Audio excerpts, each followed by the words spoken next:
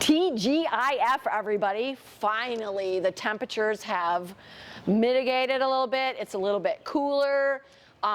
We have had some rain this week. Our gardens are all just sort of letting out a big sigh, and gardeners are letting out a big sigh everywhere. But that doesn't mean that there's nothing to do in your yard this weekend, because a gardener's work is never done. We all know that. So let's talk a little bit about some things you could be doing in your garden this weekend. We're going to start off by talking about the dreaded Japanese beetle. We've been hearing some reports that they're here. Certainly, it is the time of year. They usually show up around the 4th of July, and they're going to last, probably about 10 weeks, maybe to the end of August, early September, depending on what the weather does. We've got adults, which means that you want to treat your adults and not treat your lawn with grubicides. We've got several different choices here in the garden center, so stop in and you can explain what they're after, and we can help you choose the pesticide that's going to work best for the conditions that you have. Also, we're going to talk about weeding. I know that I did in the spring. I weed everything and mulch, and then I have a nice time where I have a really pristine looking garden, and then July hits, we get heat, we get rain, and we get weeds. And it's really important to keep after the weeds, because weeds can harbor diseases, they can give unwanted pests a place to hang out.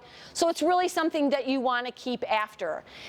If you have an area where you have bedding plants and you don't want annual weed seeds to crop up, you can certainly use things like preen. That's a pre-emergent, and preen is going to keep weed seeds that have been floating around this summer, dandelions and that kind of thing, from germinating and coming up.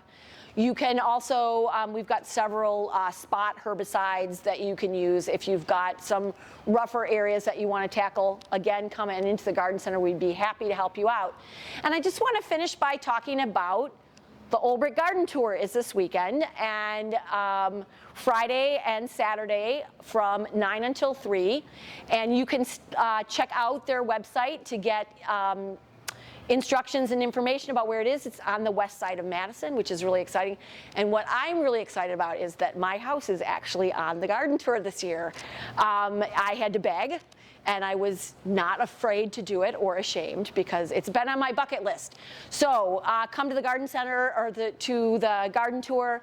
There are 8 homes on it, some really heavy-hitting gardeners, and some beautiful yards to tour. You can get all kinds of ideas for your own gardens. And happy summer from all of us here at the Bruce Company.